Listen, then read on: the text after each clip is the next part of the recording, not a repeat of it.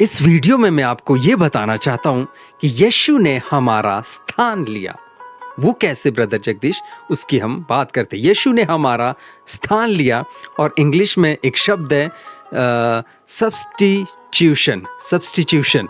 तो यीशु मसीह ने हमारा स्थान लिया। हम पापी थे, सज़ा के योग्य थे, या आप सब लोग जानते कि हम पापी थे और साथ ही साथ में सज़ा के योग्य थे, लेकिन यीशु ने हमारी जगह ली।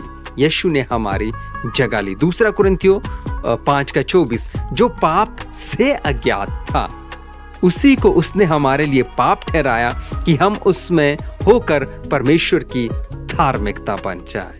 या तो ये आप देख लीजिए कि यीशु मसीह जो है वो पाप से अज्ञात था।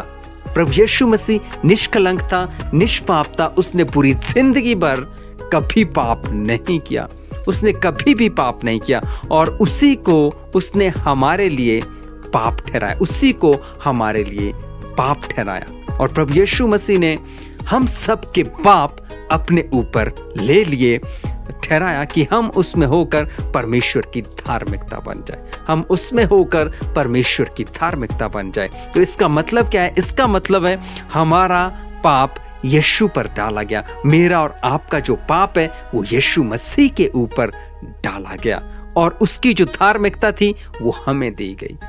और जैसे ही हम यीशु मसीह को एक्सेप्ट करते हैं, हमारा पाप चला जाता है। तो हम क्या है, हमें उसकी धार्मिकता दी जाती है। हम पूरी तरह से पवित्र बन जाते हैं, निष्कलंक बन जाते हैं। किसी तरह का कोई भी पाप, किसी तरह का कोई गुनाह हमारे ऊपर नहीं होता। अब इससे बड़ी बात क्या हो सकती है? यीशु मसीह ने हमारा स्थान लिया, उसको कोई जरूरत नहीं थी, लेकिन यह दर्शाता है कि परमेश्वर ने कितना ज्यादा प्रेम मुझसे और आपसे किया। परमेश्वर ने कितना प्रेम और कितना हमें इस लायक समझा कि यस, मुझे पूरी मानव जाति को बचाना है। पूरी मानव जाति के पाप उसने अपने ऊपर ले लिए।